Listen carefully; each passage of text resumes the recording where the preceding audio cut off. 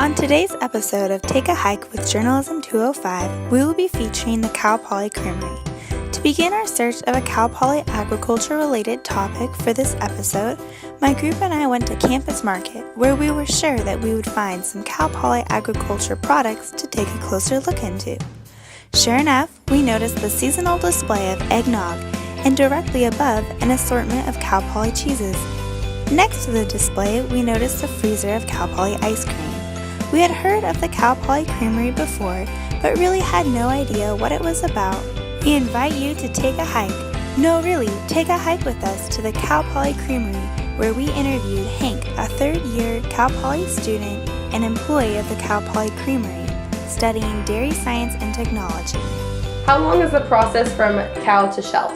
So cow to shelf, it takes about 4 days for a product to go from the processing center out to the campus, starting with the creamery.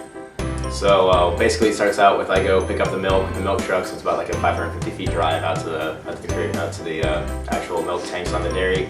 Unload it, bring it back to the creamery, and then that's processed that day, usually pasteurized and homogenized depending on what we're making. And then within 1 or 2 days of that, it's made into chocolate milk or eggnog, and then it's sold out to the campus and other places, so pretty neat, good stuff.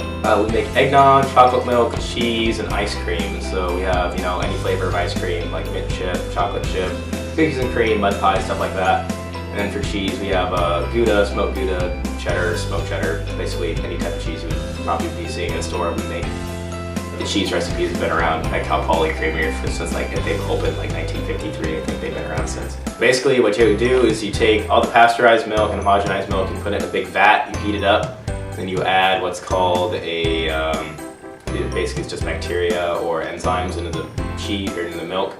That coagulates the fat cells and casein, so milk protein and lactose. And so what happens is cheese is actually just the lipid and the protein of the milk, and then the whey is the carbohydrate and water. And so what we do then is we drain out the whey, and then we pack the curd together. If we're making cheddar, you have to salt it first, but usually I think I've only made Monterey Jack and cheddar. So you salt the curd, and then you pack it, and you let that age for about, cheddar we age for 7 to 6 months, and everything else is only like a 3-month age. All the cheese we have now is usually made over the summer. So students come in over summer if you're staying here and you make basically cheese all summer. Usually when I'm at work, I have a smock and like clean khakis and boots on and a hairnet and gloves, and if I had a beard, I'd have to wear a beard net. I have to wear all that stuff to keep food safety up. You don't want outside contaminants, so I have to change clothes to make sure they're clean and I don't bring in E. coli or other coliforms into the creamery and cheese.